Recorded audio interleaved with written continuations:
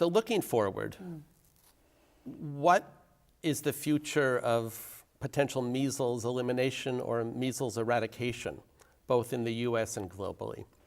Well, we do get concerned right now because, for example, we're seeing outbreaks occurring here in the United States. We're seeing pockets of susceptibility, susceptible populations that it takes just one imported case to potentially impact that entire community. We saw it here in New Jersey very recently.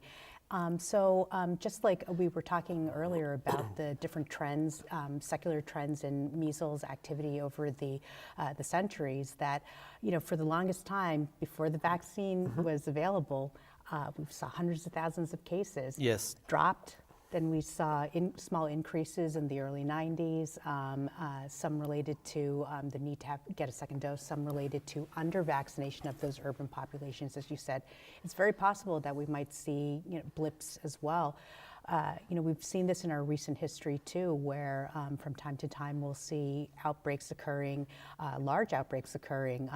Aside from the recent history with this year, there was the outbreak that was associated with a visit to a California amusement park. Yes. That was related to an imported case, so it's theorized, as well as prior to that, there was a huge outbreak in the Midwest among the Amish community. So we have to be just very cognizant that as long as we have those pockets of vulnerability, and as long as we have Newark Airport that can bring in imported cases, that we always run that risk. Yes, yes, absolutely. And I think it's important to note, again, we live in a global village. The existence of measles anywhere is a threat to children everywhere. And in this regard, there's a raging epidemic in Europe now. And as I pointed out earlier, paradoxically, 90% first-time dose coverage, 95% two-dose coverage, but there are sufficient pockets around to allow that epidemic to continue to spread. And there was a news item earlier today that there's a potential imported cases to Costa Rica, which had eliminated measles in 2006 from France. And this will continue to occur. The California outbreak, I think, was significant in that it heralded one of the major outbreaks, or highest number of cases that had been seen, I think, since elimination in 2000 in the US. And the response in California, again, was what we discussed earlier, to limit exemptions to only medical. That's had a very, very strong impact in the state, talking to colleagues out there. And I think it's significant that the outbreak in adjacent states in the Pacific Northwest haven't spilled over. So that's one example, I think, of a potential approach to sort of stop future outbreaks. It's significant there, though, that there are reports of parents that are finding opportunities through their providers to sort of get medical exemptions that aren't true medical exemptions, which I think brings up another future issue is how do we, I don't want to use the police, but how do we enforce whether this is a true medical exemption? And that's an open-ended question that I think we as a society and state licensing boards, et cetera, will have to think about.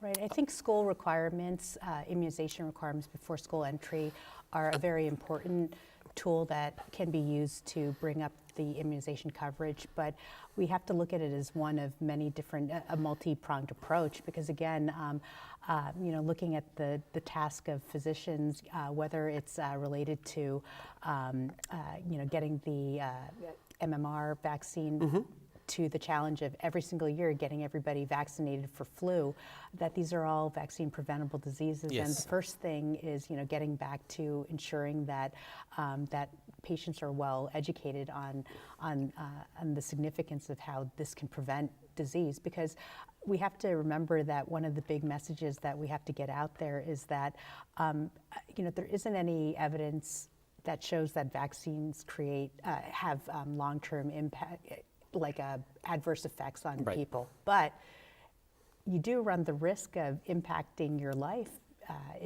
with a vaccine preventable disease, if you're not vaccinated, you Yes. could have long-term sequelae related to, say, encephalitis related to measles that will last you a lifetime. Right, right. And again, there are other vaccines that are underutilized. HPV, for Yeah. example, the rates are well below where they should be. 60% of completion of the immunization in most jurisdictions in the United States. There's some hesitancy around that, but that puts you at risk for cervical cancer over a lifetime. And I think, yes, the evidence is strongly that providing those tools to the providers, to the frontline providers, whether they be a village healthcare worker in Africa, a pediatrician in the US, is really among the most important strategies. The World Health Organization has sort of named vaccine hesitancy as being among the top Right. 10 threats Right. to public health globally this year. And it's not just a problem here, but it's a problem internationally. And I think they agree in their guidelines that providers need the best evidence Right. to share with the patients. And we also have to be ready to respond because in the meanwhile, while we try to get that prevention message out there, it's also important that we're also reactive when we hear about suspect reports. And from our perspective, from a public health perspective, we also want to make sure that we just always want to reiterate to the provider community, as soon as you suspect something like measles, call us right away, call public health right away, because that way we can try to contain and provide immunization or do an assessment of who is vulnerable, because unfortunately it's already been introduced. So then what do you need to do to curb and mitigate the situation? Right. And I think it's important to note that we do have interventions that can prevent the spread. Right. There's immunoglobulin that if given within 6 days can prevent the spread for an exposed individual, and immunization within 72 hours may play a role in mitigating some of the complications or severe disease.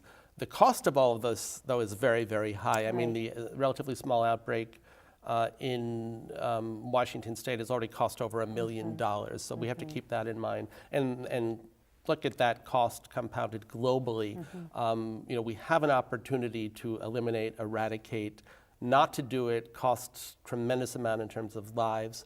There are 15 times as many cases in Europe this year than there were 2 years ago, where there were only 5,000. There are 80,000 now. And the cost of that in terms of lives is tremendous. And the hospitalization costs, Yes. the expense related to the care, and also the issues that when people become infected and go visit providers, that you have to take all these extra precautions to ensure that you don't expose any other people. And that also is a resource issue sometimes as well. Sure, and you going back to the New York City outbreak of 91, visiting an urgent care center or an emergency room put a child at 5-fold higher risk for getting measles. So I think that's a very important point. During these outbreaks, we should instruct families not to run to the emergency room if they have an acute illness or suspected measles. Call ahead, because you could be avoiding that exposure. That's right. We've got a lot of different